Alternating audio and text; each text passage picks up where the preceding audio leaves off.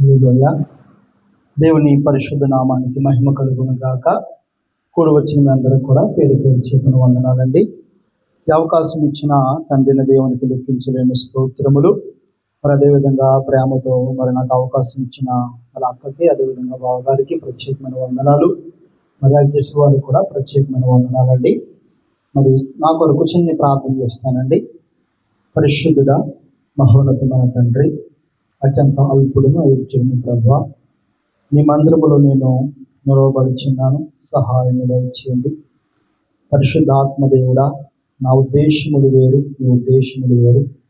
ఇక్కడ మాకు ఏదైతే ప్రభు అవసరమో అంటే లేఖనాలు మాతో మాట్లాడండి. మమ్మల్ని అందరినీ కూడా సత్యములో నుంచి ప్రభువా సర్వసత్యములోకి మీరు మమ్మల్ని నడిపిస్తారని నమ్ముచు అత్యంత అల్పుని సహాయం దయచేస్తారని మా ప్రభువును రక్షకుడైన క్రీస్తు వారి పేరిట మిమ్మల్ని అడిగి వేడుకుంటున్నాము తండ్రి, ఆమేన్.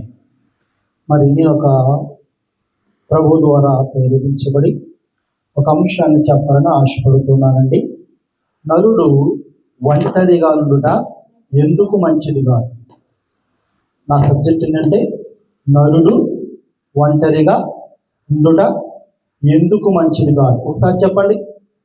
నరుడు ఒంటరిగా ఉండుట ఎందుకు మంచిది కాదు అనే అంశం మీద నేను కొన్ని విషయాలు చెప్పాలని ఆశపడుతున్నాను.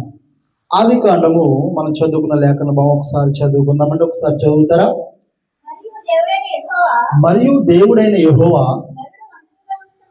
నరుడు ఒంటరిగా ఉండుట మంచిది కాదు, వానికి సాటైన సహాయము వారి కొరకు చేయదనుకును. చాలండి. ఇక్కడ దేవుడు మనము ఆదిలో మనం జాగ్రత్తగా పరిశీలిస్తున్నప్పుడు మరి నింగి, నేల, నిప్పు, నీరు, గాలి సమస్తాన్ని కూడా దేవుడు కలుగజేశాడు. దానితో పాటు మనిషి బ్రతకడానికి ఏమైతే కావాలో వాటన్నిటిని కూడా కలుగజేశాడు.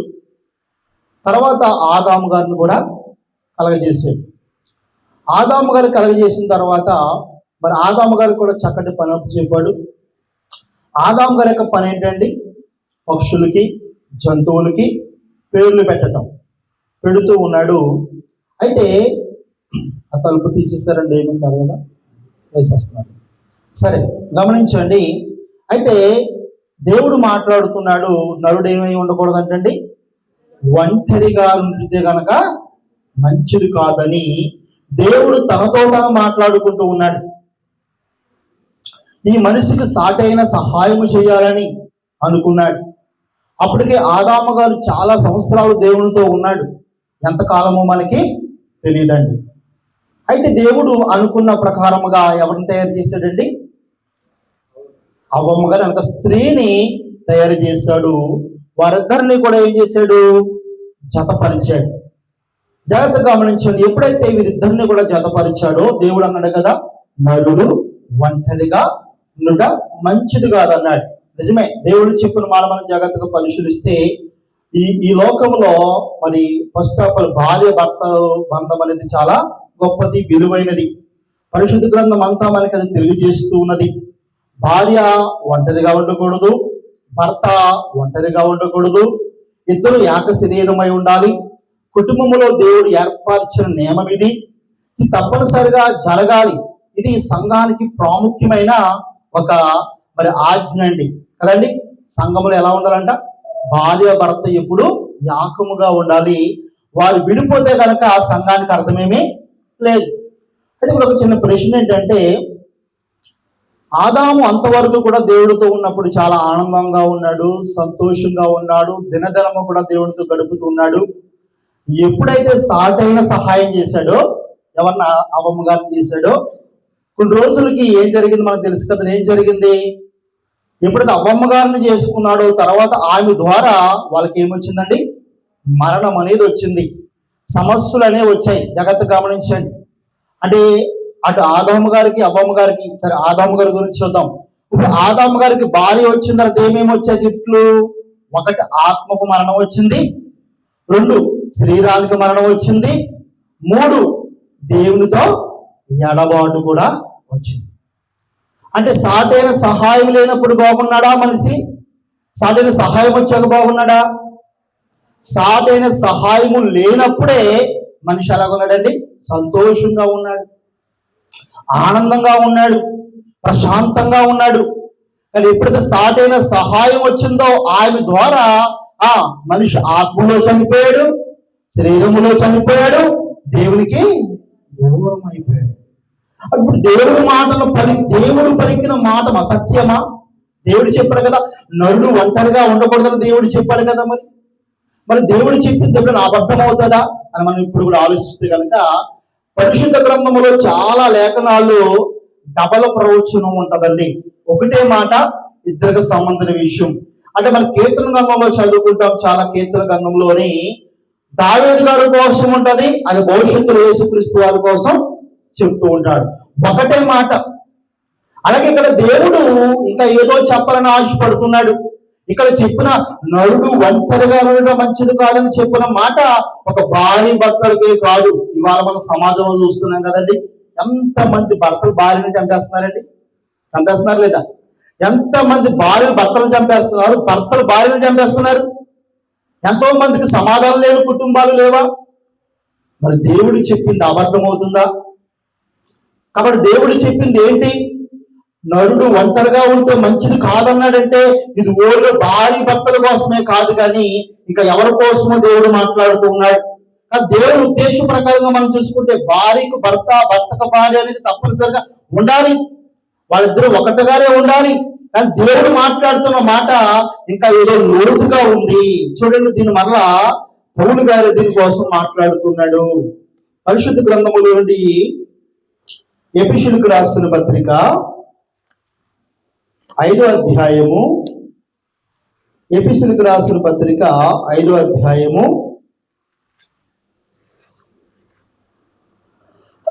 31వ వచనం. ఎఫెసీయులకు రాసిన పత్రిక 5వ అధ్యాయం 31వ వచనం చదవండి. ఈ హేతువు చేత పురుషుడు తన తండ్రిని తల్లిని విడిచి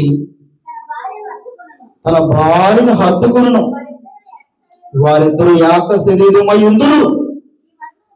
ఈ మర్మము గొప్పది.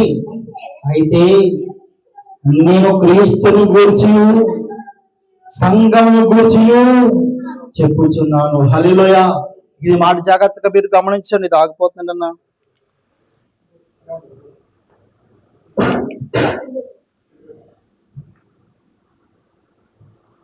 సరే, గమనించండి, ఇక్కడ పౌలు గారు మాట్లాడుతున్నారండి. మీరు జాగ్రత్తగా మనము 22 నుంచి కూడా చదువుకుంటే స్త్రీల కోసం చెప్తున్నాడు. స్త్రీలారా మీ సొంత పురుషులకు లోబడండి, వదిలేము, స్త్రీలారా మీ సొంత పురుషులకు లోబడండి అని స్త్రీల కోసం చెప్పుకుంటూ వచ్చాడు. సేమ్ టైం పురుషులకు ఏం చెప్పాడు? పురుషులారా మీ భార్యను ప్రేమించనని చెప్పాడు. చెప్పి పురుషుల కోసం చెప్పాడు, స్త్రీల కోసం చెప్పాడు, పురుషుల కోసం చెప్పాడు. చెప్పి లాస్ట్ ఏమన్నాడు ఆయన? ఈ మర్మము గొప్పది. వీరిద్దరు ఏక శరీరమై ఉండాలన్నారు, వీరిద్దరు ఏకమై ఉండాలని చెప్పాడు. ఎత్తు పురుషుడు విడిపోకూడదని చెప్పాడు. కానీ చెప్పి లాస్ట్ ఏమన్నాడు? ఈ మర్మము గొప్పది. అయితే ఎవరి కోసం చెప్తాను ఈ మాటలన్నీ కూడా? నేను క్రీస్తును గూర్చి సంఘమును గూర్చి చెప్పుచున్నాను. ఇంతలా చెప్పి లాస్ట్ గా నేను బాగుంటున్నాడంటే ఈ మర్మం ఏంటంటే, నేను చెప్పాలనుకున్నది క్రీస్తును గూర్చి సంఘమును గూర్చి, క్రీస్తును గూర్చి సంఘమును గూర్చి. అంటే ఆదిలో యెహోవా పలుకుతున్నాడు, నరుడు ఒంటరిగా ఉండడం మంచిది కాదని. ఇక్కడ ఎవరి కోసం అలా మాట్లాడుతుంది? ఇది ఒక మర్మము అంటున్నాడండి. అంటే స్త్రీ పురుషుల గురించి మాట్లాడుతూ ఇద్దరు ఏక శరీరమై ఉండాలని ఎలాగైతే చెప్పాడో, ఇది ఎవరి కోసం మాట్లాడుతున్నాడు మాట? సంఘమును గురించి, క్రీస్తు గురించి, వీరిద్దరు ఏక శరీరమై ఉండాలని మాట్లాడుతున్నాడు. మరో కొంచెం చూడండి, మనం చూద్దాం. తిమోతికి రాసిన మొదటి పత్రిక 3వ అధ్యాయం 14వ వచనం. తిమోతికి రాసిన మొదటి పత్రిక 3వ అధ్యాయం 14వ వచనం.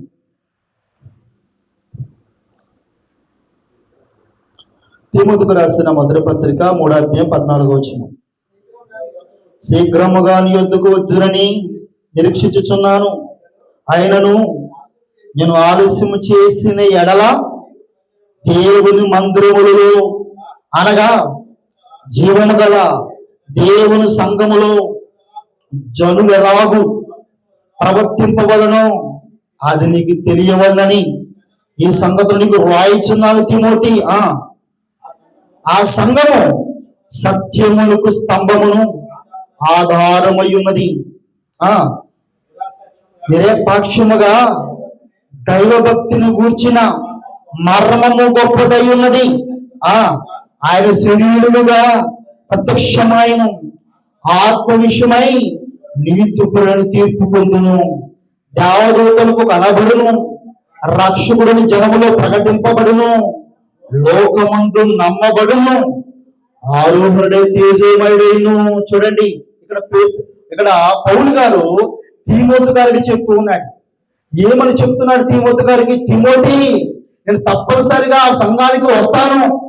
ఒకవేళ రావటం కనుక లేట్ అయితే గనక, ఒకవేళ నేను రాకపోతే, ఎక్కడైనా చనిపోతే గనక, నువ్వు ఉంటున్న సంఘములో జనులు జీవము కలిగిన సంఘములో జనులు ఎలా ప్రవర్తింపవలనో నేను రాయిచున్నాను. అవి వాళ్ళందరికీ కూడా చెప్పమంటున్నాడు. ఏంటా మాటలంటే చెప్పాడు. చూడండి, ఇక్కడ ఏం చెప్పాడంటే, నిరక్షేపముగా దైవభక్తిని గురించిన మర్మము గొప్పదయ్యున్నది. అంటే దైవభక్తి అనేది, క్రీస్తు సంఘం అనేది ఒక మర్మముగా ఉన్నది. సహజంగా అది బోధిస్తుంటే ప్రజలకు అర్థమవట్లేదండి. మనుషులు ఏం చేయాలి, ఎలా ఉన్నారంటే నా కూతురు, నా కొడుకు, నా భార్య, నా భర్త. మనుషులందరి కుటుంబంలో మనం చూసుకున్నప్పుడు భర్త, భార్య, కుటుంబం, పిల్లలు ఇక్కడెక్కడే ఆలోచిస్తున్నారు తప్ప ఇంతకంటే పైన ఒక మర్మం ఉన్నది. క్రీస్తు అనే ఒక మర్మం ఉన్నది. జీవము గల జనులు సంఘములు ఎలా ప్రవర్తించవాలని రాయించనని చెప్పు వాళ్ళకి ఇది ఒక గొప్ప మర్మం అని చెప్పామన్నాడు. ఆయన ఎలాగొచ్చాడంట? ఆయన శరీరులుగా వచ్చాడు. ఇదిగో ఆదిలో చెప్తున్నాడు కదండి, యెహోవా నరుడు ఒంటరిగా ఉండడం మంచిది కాదని. ఇదిగో ఏ నరుడు ఒంటరిగా ఉండడం మంచిది కాదు. కాబట్టి యేసుక్రీస్తు అనే నరుడు ఈ లోకానికి, మనం మనుషులు కాబట్టి మనుషులతోనే సహవాసం చేయగలము తప్ప దేవుడితో సహవాసం మంచి చేయలేడు. ఎందుకంటే ఆదాము దాన్ని పోగొట్టేసుకున్నాడు. కాబట్టి యేసుక్రీస్తు ప్రభువు ఎలా రావాల్సి వచ్చిందంటండి? ఆయన నరుడిగా ప్రత్యక్షమాయాడు. ఆత్మ విషయం నీతిపరుని తీర్పు పొందెను, దేవదూతలకు కనబడ్డాడు, రక్షకుని జనములో ప్రకటింపబడెను, లోకమంతా నమ్మబడ్డాడు, ఆరోహణమై తేజోమయుడయ్యాడంటండి. అంటే జాగ్రత్తగా మనం ఆలోచించండి. నరుడు ఒంటరిగా ఉండడం మంచిది కాదు అని దేవుడు మాట్లాడుతున్నాం. మనం ఏడుగా మనం ఆలోచిస్తే ఇదిగో భార్య భర్తల కోసమో, ఇదిగో లేకపోతే తల్లి పిల్లల కోసం మాట్లాడుతున్న మరణం కాదు. ఇది లోతైనది. మనుషులు జాగ్రత్తగా అర్థం చేసుకోవడానికి ప్రయత్నించారు. మరొక మాట చూడండి, రోమపత్రిక 16వ అధ్యాయము, రోమపత్రిక 16వ అధ్యాయము 25వ వచనం చదువుదాం. రోమపత్రిక 16వ అధ్యాయం 25వ వచనం జాగ్రత్తగా చదవాలి. సమస్తమైన అన్ని జనులు విశ్వాసములకు విధేయతులగునట్లు అనాది నుండి రహస్యముగా ఉంచబడి ఇప్పుడు ప్రత్యక్షపరచబడిన మర్మము నిత్య దేవుని ఆజ్ఞ ప్రకారము ప్రవక్తల లేఖనముల ద్వారా వారికి తెలియబడి ఉన్నది.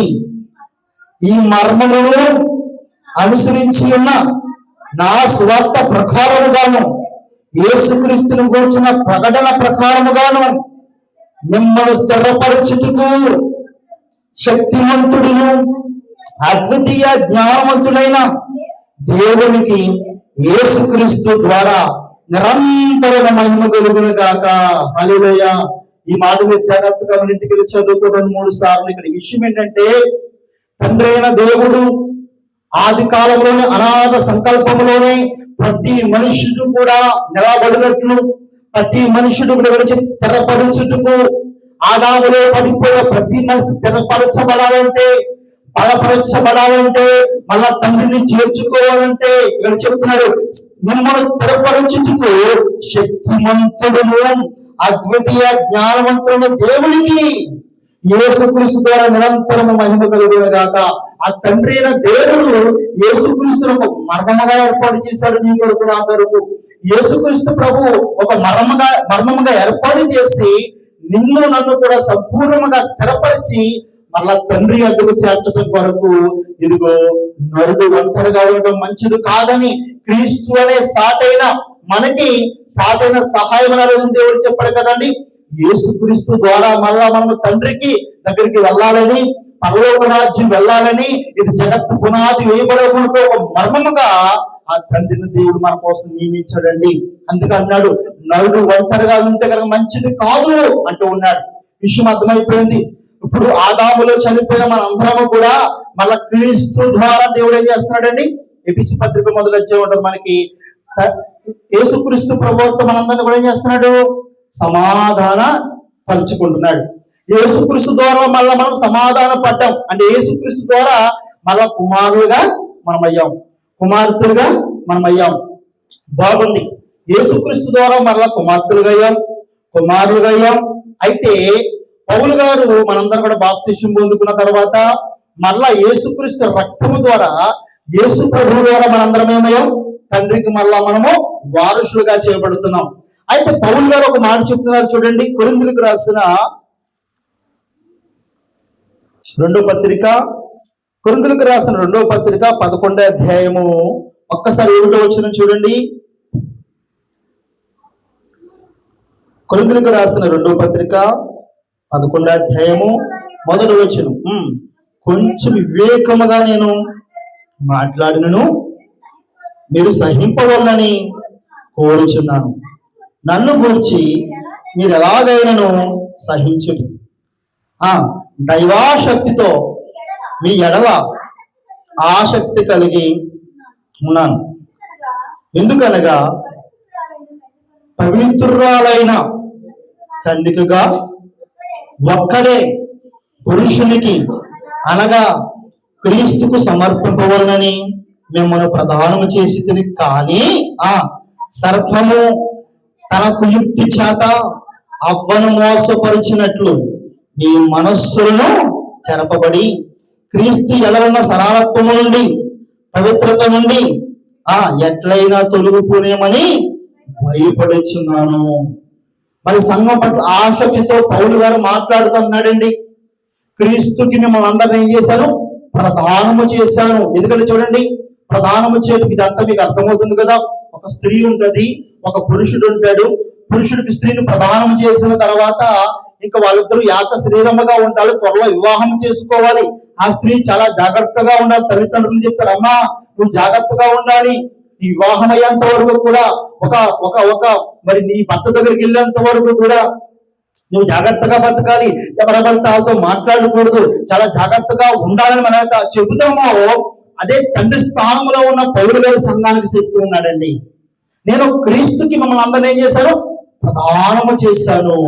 అయితే ఏం జ్ఞాపం చేస్తున్నాడంటే ఇతను గతంలో బిఫోర్ స్టార్టింగ్ లో జరిగింది ఒక అన్యాయం ఏంటంటే, ఇదిగో సర్పము, ఎవరంటే సర్పము తన కుయుక్తి చేత అనగా చాలా జ్ఞానము, చాలా కుయుక్తి చేత అవ్వను మోసపరిచినట్లు మిమ్మల్ని కూడా మీరు హృదయాలను కూడా మోసపరిచినేమని సంఘము గురించి నేను ఏం చేస్తున్నాను? భయపడుతున్నానని చెప్తూ ఉన్నాడండి. ఇంతకీ అవ్వమ్మ గారిని ఏ విధముగా సాతాను గారు మోసం చేశాడు, ఏ రకంగా మోసం చేశాడు అని జాగ్రత్తగా మనం పరిశీలిస్తే గనక మనకి జాగ్రత్తగా ఆదాము దగ్గరికి వెళ్ళాడు, కుదరలేదు. అవ్వమ్మ గారి దగ్గరికి వెళ్ళాడు, వెళ్ళి ఏం మాట్లాడుతున్నాడో ఒకసారి చూద్దాం. చూడండి, వాడు చెప్తున్న మాటలు ఎంత జానయుక్తంగా ఉన్నాయో చూడండి. ఒక్కసారి చూద్దాం. అక్కడ వాడు చెప్పి ఏం చేశాడు ఒకసారి చూడండి. మనం చదవబడిన లేఖనము ఆదికాండము 3వ అధ్యాయము 4వ వచనం. ఆదికాండము 3వ అధ్యాయం 4వ వచనం. అందుకు సర్పము, మీరు చావనే చావరు, యాలి అనగా మీరు వాడు తిను దినమున మీ కన్నులు తెరవబడిననియు మీకు మంచి చెట్లు ఎరుగుననియు దేవదూతల వరే ఉందరనియు దేవునికి తెలియనని స్త్రీతో చెప్పగా, ఆ స్త్రీ ఆహారమునకు, ఆ వృక్షము ఆహారమునకు మంచిదియు కనులకు అందమైనదియు వివేకమిచ్చి రమ్యమైనది ఉంటే చూచినప్పుడు ఆమె తన ఫలములను తీసుకుని తనతో పాటు తన భర్తకును ఇచ్చి అతడు కూడా తినెను. ఇక్కడ జాగ్రత్తగా మనం పరిశీలిస్తున్నప్పుడు సర్పం అనగా సాతాను గారు చేస్తున్న కుయుక్తి ఏంటంటే, అప్పుడు దాకా ఆదాము గారు అవ్వమ్మ గారు ఎలా ఉన్నారండి? దేవునితో సహవాసం చేస్తూ సంతోషముగాను సమాధానముగాను, ఒక చంటి పిల్లలు తల్లిదండ్రులు వస్తే ఏ విధముగా పరుగు వెళ్ళి తండ్రిని ఆహ్వానిస్తారో, తండ్రితో మాట్లాడతారో, తల్లితో మాట్లాడతారో, అది కల్మషం లేని బిడ్డలాగా కూడా సంతోషముతో సమాధానముతో, బాధలు లేక కష్టాలు లేక ఇబ్బందులు లేక బ్రతుకుతున్న వారి జీవితంలో సాతానుగాడు ఒక కర్ర పట్టురాలేదు, ఒక కత్తి పట్టురాలేదు, మరి ఇంకేమి ఆయుధాలు పట్టురాలేదు. కానీ వారు తీసుకొచ్చింది ఏంటి? జ్ఞానయుక్తమైన మాటలు. వాడు కొన్ని నిజాలు చెప్పాడు, కొన్ని అబద్ధాలు చెప్పాడు. వాడు ఏం చెప్పాడో తెలుసా అండి? ఈ పండు కనుక మీరు తింటే ఏమైపోతారో తెలుసా? మీ కనులు తెరవబడతాయి. ఇది నిజమే, ఆ పండు తింటే కనులు తెరవబడతాయి. వాడు ఉపవాసం చెప్పాడు, ఇవి కనుక మీరు తింటే దేవదూతల వలె అయిపోతారని చెప్పాడు. దేవదూతలు మనకి ఏమవుతారండి? దేవదూతలు ఎందుకు చేయబడ్డారు అసలు? రక్షణ పొందే నీకు నాకు పరిచారం చేయడం కంటే, మన భాషలో చెప్పాలంటే పనివాడుగా చేశాడు. నీకు నాకు పని చేయడానికి ఏ పని అంటే మళ్ళా కూలి పని, మనకు వంట చేయడం అవి కాదండి. ఏ పనిది? నీవు రక్షణ పొందడానికి వాళ్ళు చేసే కార్యాలు ఏంటో తెలుసండి? ఒకనొక దినాన పిలిపి ఉన్నాడు. ఇదిగో పక్క ప్రాంతంలో చాలా మంది ప్రజలు ఉన్నారు, వారికి వాక్యం బోధించాలి, అనేక విధాలుగా చేయాలి. అప్పుడు అనేక మంది దేవదూతలు సహకరించారు, పరిశుద్ధాత్ముడు సహకరించాడు. మనకు చాలా విషయాలు తెలుసు. ఇదిగో పేతురు వాక్యం ప్రకటించాలి, ఇదిగో బంధించబడ్డాడు సరసాల్లో, అక్కడ ఒక దేవదూత వెళ్ళాడు, ఆ దేవదూత బయటకు తీసుకొచ్చి విడిచిపెట్టాడు. అంటే మనందరూ రక్షణ పొందడానికి, నీవు నేను పరలోక రాజ్యం అనడానికి, పని చేయడానికి పంపబడిన వారెవరు? దేవదూతలు. అంటే మన పనివారు వాళ్ళు. కానీ సాతాను గాడు ఏమంటాడు? ఆ పండు గనక మీరు తిన్నారా దేవదూతలు వలె అయిపోతారు. చూసారా? అంటే మనం దేవదూతల కంటే గొప్పవారం, దేవుని బిడ్డలం మనము, దేవుని పిల్లలం మనము. మరి పేతురు గారు చెప్తాడు, మీరు ఏర్పరచబడిన యాజక సమూహము, దేవుని కుమారులు, రాజకుమారులు అని దేవుడు పిలుస్తూ ఉంటే వాడంటున్నాడు వచ్చి, మీరు దేవదూతల వలె అయిపోతారంటే వాళ్ళు అమ్మగారు నమ్మిందా లేదండి? నమ్మి ఆవిడ ఆ పండు తినేసి, ఆమె తింటమే కాకుండా భర్తకు తినిపించిన తర్వాత వాళ్ళు దేవుడి నుంచి ఎడబాటు వచ్చిందండి. అంటే దేవుడు మనుషులు కలిపవలసిన వారిని ఆదిలో సాతాను గడే చేశాడండి, వెడగొట్టేశాడండి. ఇంకా ఆ రోజు మట్టించి కూడా దేవుడు వస్తుంటే దేవుడు కాదు మనుషులు చూసి పారిపోతా, మనుషులే పారిపోవడం మొదలు పెట్టారు. రన్నింగ్ మొదలైంది. అంటే మనుషులు దేవుడు చూసి పారిపోవడం అనేది ఆదిలో జరిగింది. ఇది సాతాను గడు చేసిన కుయుక్తి. అంటే దేవుణ్ణి మనుషుల్ని వేరుపరచటమే వాళ్ళ యొక్క పరిచర్య, వాళ్ళ యొక్క ఉద్దేశము, వాళ్ళ యొక్క చిత్తము, వాళ్ళ యొక్క తలంపులు, వాళ్ళ యొక్క ఆవేదన. మన యోబు గ్రంథం కూడా ఒకసారి చదువు చూడండి. యోబు గ్రంథము వాడు ఏ విధముగా ఏ ఆలోచన కలిగి ఉన్నాడు మనం జాగ్రత్తగా పరిశీలిస్తే కనుక, యోబు గ్రంథము 1:11. యోబు గ్రంథము 1:11. యోబు గ్రంథము 1:11. అయినను నీవిప్పుడు నీ చేయి చాపి అతనికి కలిగిన సమస్తమును మొత్తుని ఎడల అతడు నీ ముఖము ఎదుటనే దూషించి నిన్ను విడిచిపోవును అని యెహోవాతో అనగా. ఈ మాట జాగ్రత్తగా మీరు పరిశీలించండి. ఇక్కడ సాతాను దేవునితో మాట్లాడుతున్నాడు. అప్పటికి యోబు గారు, అదే విధముగా యోబు గారి భార్య, యోబు గారి పిల్లలు దేవునితో సహవాసం చేస్తున్నారు, దేవునితో కలిసి ఉన్నారు, దేవుని సైకిల్లో నడుస్తూ ఉన్నారు. అయితే అపవాదిగాడు అంటున్నాడండి, ఒకవేళ అతనికున్న ఆస్తిని పాడు చేసావా, అతనికున్న ఆస్తిని తీసివేసావా, అతను సమస్తాన్ని నష్టపరిచావా, ఇప్పుడు అతను ఏం చేస్తారని చెప్తున్నాడు. వాళ్ళ ఉద్దేశం ఏంటి అక్కడ? ఆయన నువ్వు ఇప్పుడు నీ చేయి చాపి అతను కలిగిన సమస్తమును మొత్తం ఎడల అతను నీ ముఖము ఎదుటి నిన్ను దూషించి నిన్ను విడిచిపోవును. ఆ టార్గెట్ అంతా తెలుసండి, మనము దేవుడి నుంచి విడిచి వెళ్ళిపోవాలి. దేవుడు ఎప్పుడు కూడా మనం విడిచిపెట్టి వెళ్ళాడండి. సాతాను యొక్క కుయుక్తి ఏంటంటే, అంటే వాడి ఉద్దేశం ఏంటి, యోబుకు ఆస్తి ఉంది కాబట్టి ఆస్తి పోతే నేను విడిచిపెట్టి వెళ్ళిపోతాను, నేను విడిచిపెట్టి వెళ్ళిపోతాను అంటే వాడి టార్గెట్ అంతా ఏంటంటే, మనుషులైన నీవు, మనుషులైన నేను, మనందరం కూడా ఆ దేవాది దేవుడిని నరుడు ఒంటరిగా ఉండకుండా ఆయనతో యాకముగా ఉండవలసిన మనందరినీ కూడా విడగొట్టడమే వాడి బాధ్యత, విడగొట్టడమే వాడి పని. వాడు నిరంతరం నిత్యం కృషి చేసేది కూడా ఆ పనిలోనే ఉంటూ ఉన్నాడండి. మనందరూ కూడా దేవుడి నుంచి విడగొట్టాలనే పని యోబు విషయంలో కూడా అదే చేశాడు. కానీ యోబు ఓడిపోలేదు. యోబు ఆస్తంతా పోయినా, యోబు కుమార్తెలు పోయినా, యోబు కొడుకులు చనిపోయినా, సమస్తము పోడైపోయినా, ఒళ్ళంతా కూడా కుళ్ళిపోయినా, మొత్తం అంతా పోయినా కూడా యెహోవా ఇచ్చిన యెహోవా తీసుకుపోయినని అతను దేవుడు స్తుతించాడు తప్ప అతను దేవుడి నుంచి వెళ్ళిపోలేదు. ఈ రోజుల్లో మనం చాలా మంది చూస్తున్నాం. లోకంలో కొంతమంది అంటూ ఉంటారు, ఎందుకు మానేసామో ప్రార్థన, ఎందుకు మానేశారంటే ప్రార్థన అంటే, ఎందుకండి అయ్య గారు, మేము దేవుని మందిరానికి వస్తున్నాం కానీ మాకు ఇదిగో ఒక మగపిల్లడు పుట్టలేదని ఒక ఆవిడ అంటది, తెలుసండి, మాకు ఎక్కడ జీతాలు పెరగట్లేదండి అని కొంతమంది అంటూ ఉంటారు. ఎందుకు మానేసావు ప్రార్థన అంటే, ఇదిగో ఒకరు అంటారు, ఆ పక్కలు చూడండి వాళ్ళు మాకంటే గొప్పలు అయ్యారు, మాకేముందని ప్రభువు నమ్ముకుంటారని మానేసే వాళ్ళు కొందరు. ఇలాగా అపవాదులు అనేక మందిని, ఆస్తి పోయిందని, డబ్బు పోయిందని, జాబు పోయిందని, పెళ్లి సంబంధాలు రావట్లేదని కూడా ప్రభు మందిరం మానేసిన వారు ఉన్నారు, తెలుసండి. అది దేవుని విడిచిపెట్టడం అనేది ఎంత సున్నితప్రాయంగా చాలా మంది అయిపోతున్నారండి. ఎందుకో తెలుసా, వీళ్ళకి అర్థం కాదు ఏంటంటే, మనకు అర్థమైందల్లా ఏంటి, భార్య, భర్త, పిల్లలు, కుటుంబము. కానీ దేవుని చిత్తం ఎవరికి అర్థం కాలేదు. ఈ మర్మము గొప్పది.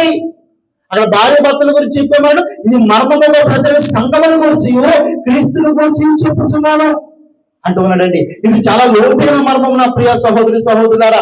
కంటికి కనబడిన శక్తి, కంటికి కనబడిన సాతానుగా ఏం చేస్తావో తెలుసా అండి, మనుషులు దేవుడి నుంచి వేరుపరుస్తున్నాడు, దేవుడి నుంచి దూరం అయిపోయే విధంగా వాడు ప్రయత్నం చేస్తూ ఉన్నాడు.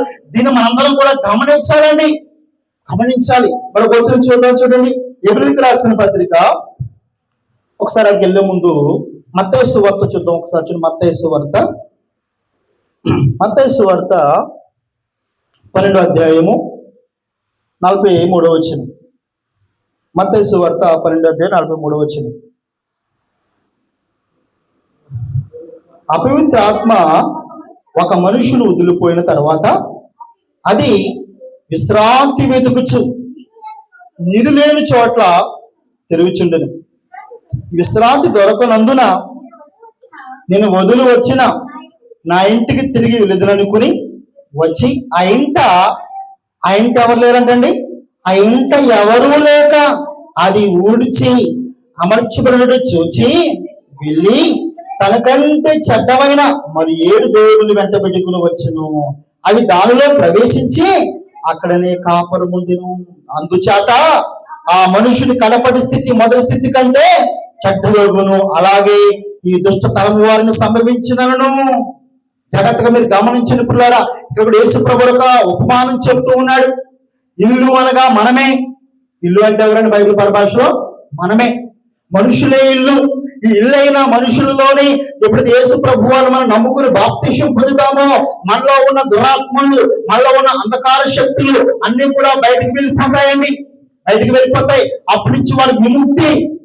అయితే కొంతకాలం తిరుగుతాయంట, వాటి జ్ఞాపకం వస్తాయంట. మనం గతంలో మరి దురాత్మలు మనం ఫ్రెండ్స్ కదండి. దానియేలు గారు ఎలా ఉన్నాడు, ఈయన ఎలాగున్నాడు, రాజు ఎలాగున్నాడో, ఈ అక్క ఎలాగుందో చూసొద్దామని వచ్చేసరికి ఈ లోపు క్రీస్తు అనే పురుషుడితో మనం ప్రధానం చేయబడి ఆయనతో అంటకట్టబడి ఉన్నామా, బాబోయ్ ఇలా భర్త ఉన్నాడు అని ఏం చేస్తుంది, వెళ్ళిపోతాడు.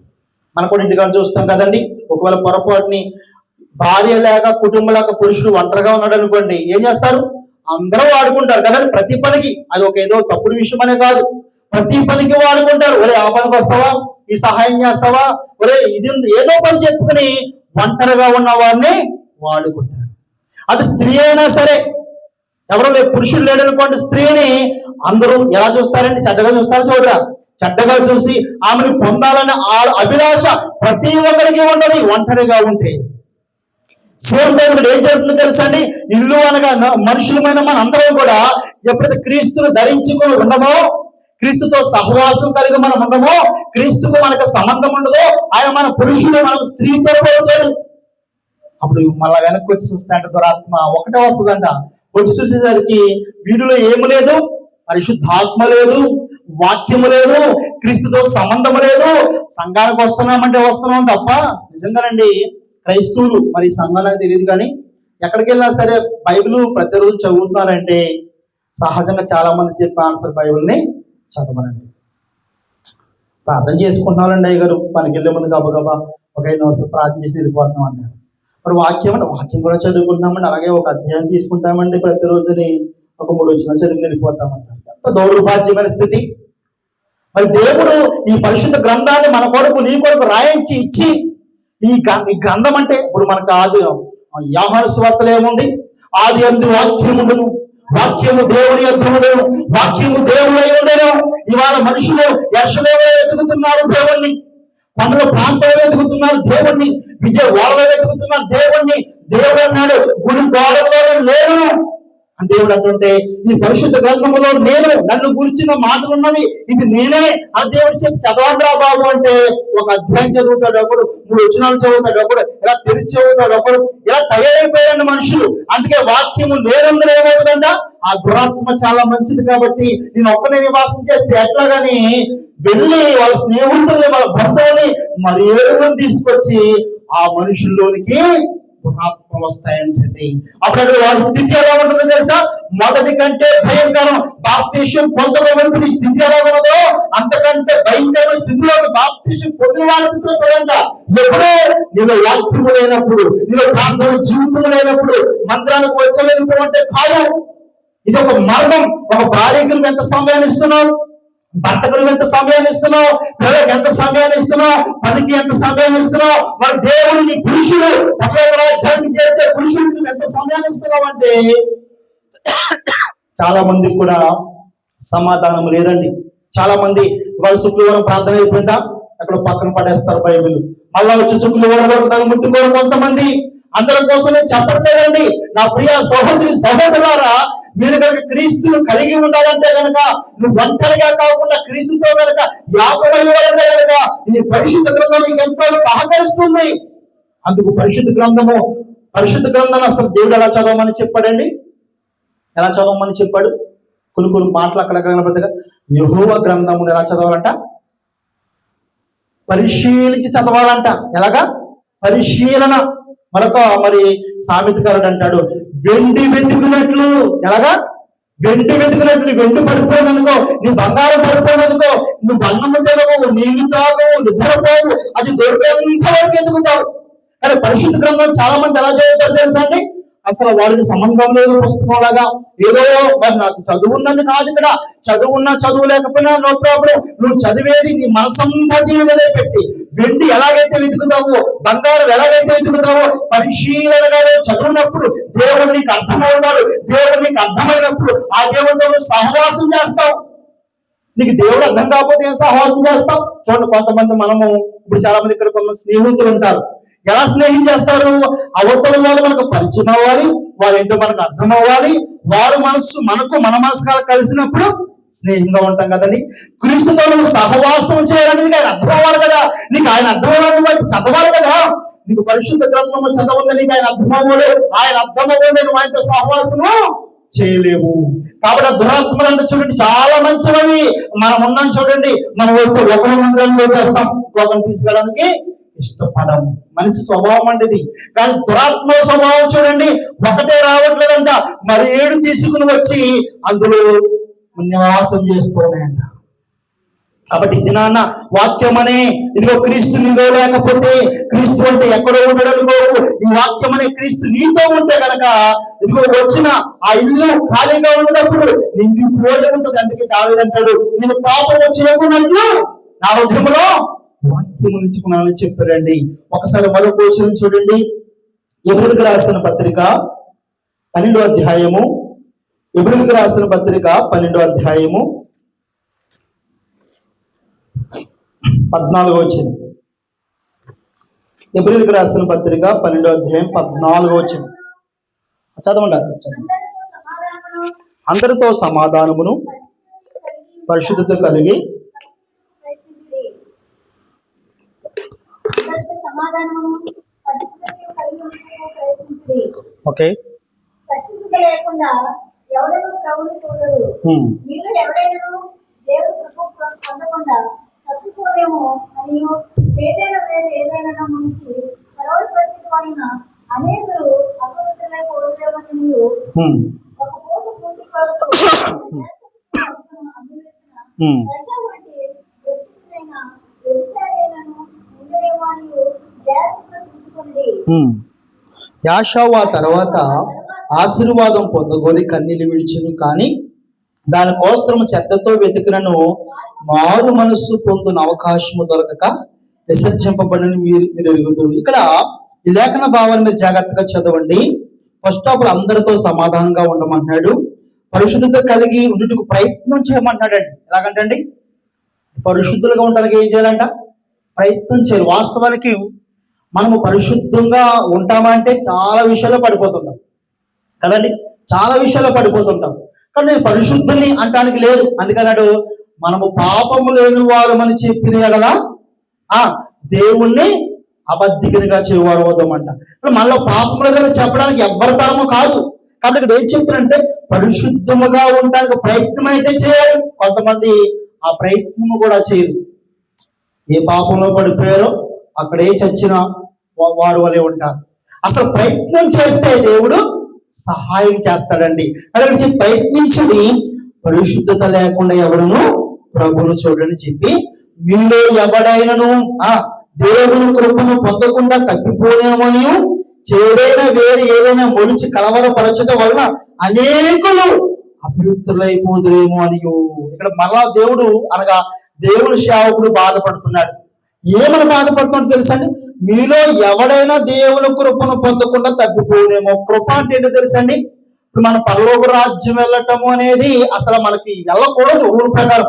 కానీ తండ్రి క్రీస్తును పంపించాడు. క్రీస్తు చేయబట్టిన మనం ఏం చేస్తున్నామంటే అలా జాయిగా వెళ్ళిపోతున్నాం అంతే. గుర్తుపెట్టుకోండి, మన పరిశుద్ధత మన గొప్పతనం కాదు. మళ్ళీ ఇక్కడ ఆయన చేయబట్టిన జాయిగా వెళ్ళిపోతున్నాం. అయితే వెళ్ళిపోయే మనము మన హృదయంలో ఒకటి ఉంది. మన హృదయంలో ఏముందో తెలుసండి? మనస్సాక్షి అనే ధర్మశాస్త్రం ఉంది. ఈ మనస్సాక్షి ధర్మశాస్త్రం ఏం చేస్తుందంటే ఇది వాక్యం రాకముందు నుంచి కూడా మనలో ఉంది. ఒకవేళ మనలో ఏమైనా చేయదని వేరు చిన్న చిన్న పాపాలు కావచ్చు, ఏదైనా పాపాలు కావచ్చు, ఆ చిన్న చిన్న పాపాలు మనలో మొదలడం ద్వారా మనం ఏం చేస్తామంటే క్రీస్తు చేయబడిన వెళ్ళిపోతున్న మనము ఒకవేళ చిన్న పాపం మనలో ఉన్న మనకి ఇంట్రెస్ట్ ఉండదు. దేవుడు మనల్ని విడిచిపెట్టడు. ఎప్పుడు విడిచిపో మన పాపముతో ఉన్నా కూడా తీసుకెళ్ళాలనుకుంటాడు. కానీ మనకు తెలుసు మనలో ఏముందో, మనం ఏ విషయంలో తప్పిపోతున్నామో, ఏ విషయంలో బలహీనంగా ఉన్నామో. అప్పుడు మనలో ఉన్న ధర్మశాస్త్రం మనలో ఉన్న మనస్సు ఏం చేస్తుందంటే మనకు ఆదిలో ఉంది కదండి, ఆదాము దేవుని చూసి భయపడ్డా, దేవుడు ఆదాము చూసి భయపడ్డా? ఆదామే దేవుని చూసి భయపడి పారిపోయాడు. ఎందుకని? మనుషులు అప్పటికే హృదయంలో ఏమున్నది? మనస్సాక్షి అనే ధర్మశాస్త్రం ఉన్నది. ఈ ధర్మశాస్త్రం పోరాడుతున్నది. కాబట్టి ఇది ఏమవుతుందంటే ఆ కృపను పొందకుండా యేసుక్రీస్తుని పట్టుకుని వెళ్ళిపోతున్న మనము పరలోకరాజు వెళ్ళిపోవాల్సిన మనము ఇప్పుడు మనలో చిన్న పాపాలు ఏం చేస్తాయంటే మనల్ని ఆయన పట్టుకోకుండా విడిచిపెట్టేస్తాం. అదో మనం చదువుకున్నాం కదా, నరుడు ఒంటరిగా ఉండడం మంచిది కాదు. ఇవాళ చాలా మందిని చూస్తున్నాం, చిన్న విషయాలు భార్య భర్తలు విడిపోతున్నారు. చిన్న విషయంలో భార్య భర్తలు విడిపోతున్నారు. ఇది కూడా ఆత్మీయ జీవితం కూడా అలాగే తయారైంది. చిన్న విషయంలో క్రీస్తుని చేయమని చేస్తున్నాం. మనం క్రీస్తుని విడిచిపెట్టేసి మనం తప్పిపోతున్నాం. అది ఇక్కడ చెప్తున్నాడు చూడండి, తప్పిపోదురేమో అని ఇక్కడ ఒక చక్కటి మాట తీసుకొచ్చిన మళ్ళీ పాత్ర మందులో ఒక్క పూట కూటి కోరకు తన జాస్తపు హక్కును అమ్మి వేసిన ఏసో వంటి భ్రష్టుడు, ఈ పదాలు చూడండి, భ్రష్టుడు వ్యభిచారైనా ఉండినేమో అని జాగ్రత్తగా చూసుకోండి. మీరు జాగ్రత్తగా పరిశీలించండి. యాషావు ఏం పేరెవరు? యాషావు చేసిన పాపం ఏంటి ఒకసారి మీరు చెప్పండి. అతను చేసిన తప్పేంటి? జస్ట్ ఒక పూట కూడి కోసం కదండి, కూర. ఆ కూడి కోసం ఏం చేశాడంట? జాస్తపు హక్కును అమ్మేశాడు. సరే, జాస్తపు హక్కు పక్కన పెడితే ఏం ఆశపడ్డాడు అతను? ఒక పూట భోజనం కదండి. ఒక పూట భోజనం కొరకు ఆశపడిన వాడిని పరిశుద్ధాత్మ ఎలా తిడుతున్నాడు చూడండి. ఏమన్నాడు? ఆడెవడంట? భ్రష్టుడు, వ్యభిచారువాడు. ఏంటి మాటలు, ఎంత భయంకరమైన మాటలు! ఎందుకు అంత చిన్న విషయం కోసం అంత పెద్దగా మాట్లాడుతున్నాడంటే అక్కడ అతను ఆశపడింది చిన్నదే, భోజనం చిన్నదే, కూర చిన్నదే, కానీ దానికోసం ఏది వదిలేసుకున్నాడు వాడు? జాష్టపు హక్కును వదిలేసుకున్నాడు. జాష్టపు హక్కు ఆ హక్కును వదిలేసుకున్నాడు కదా చిన్న పూట కూడి కోసం. ఇవాళ మనము జాష్టపు సంఘం అనగా జాష్టుడు యేసుక్రీస్తు ప్రభువారు. ఆ జాష్టుడు సంఘములో చూడండి, రోమపత్రికలో చూడ మాట చూద్దామా? రోమపత్రిక ఆ మాట చూస్తే మనకి ఇంకా అర్థమవుతుంది. రోమపత్రిక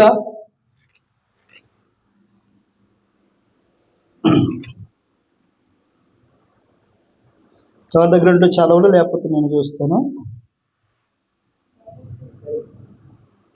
వచ్చిన చెప్పి చదవండి. రామపత్రికలో ఉంటుంది. ఆయన అనేకుల్లో జాషుడగునట్లు అనే మాట ఉంటుంది మనకి.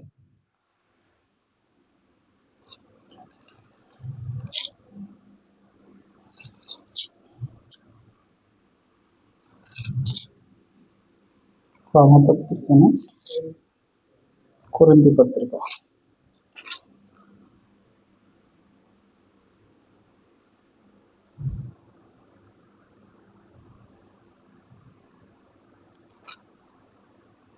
దొరకలేదండి ఎవరికి.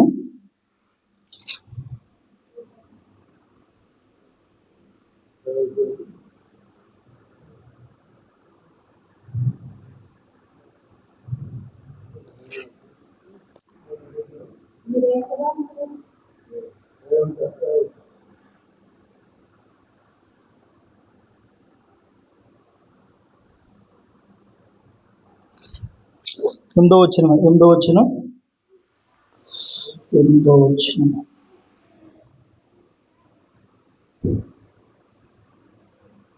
దొరికింది. 8వ అధ్యాయము రోమపత్రిక 8వ అధ్యాయం 29వ వచ్చిన రోమపత్రిక 8వ అధ్యాయం 29వ వచ్చిన. ఎందుకనగా తన కుమారుడు అనేక సహోదరులో జాష్టుడగునట్లు దేవుడెవరిని ముందుగా ఎరుగునో వారు తన కుమారునితో స్వరూపము గలవారు ఒకటికు వారిని ముందుగా నిర్ణయించను, మరియు ఎవరిని ముందుగా నిర్ణయించనో వారిని పిలిచను, ఎవరిని పిలిచినో వారిని నీతిమంతులుగా తీర్చను, ఎవరి నీతిమంతులుగా తీర్చిన వారిని మహిమపరచెను. 30 వచ్చించండి. ఇట్లుండగా ఏమందము, దేవుడు మన పక్షముండగా మనకి విరోధి ఎవడు? విరోధి ఉన్నాడండి. యేసుక్రీస్తు ప్రభువారు ఎవరు? జాష్టుడు. ఆ పరలోక రాజ్యంలో వెళ్ళడం ఆయన మనందరికీ జాష్టుడు. ఆ జాష్టుకు హక్కును కలిగిన వాడు. ఇప్పుడు జాష్టుడు అంటే మన భాషలో పెద్ద అన్నయ్య అంటాం కదా, అలాగా జాష్టుడైన కుమారుడిలో జాష్టుడు. ఆయన ద్వారా మనం పరలోక రాజ్యానికి వెళ్ళాలి, ఆ పరలోకాన్ని చేరుకోవాలి. అయితే విషయం ఏంటి తెలుసండి? అయితే ప్రాబ్లం ఎక్కడొచ్చింది? యాష ఒక పూట కూడు కోసం ఏం చేశాడు? ఆ జాష్టుకు హక్కు ఇచ్చేసాడు, ఆ జాష్టపత్వాన్ని ఇచ్చేసాడు.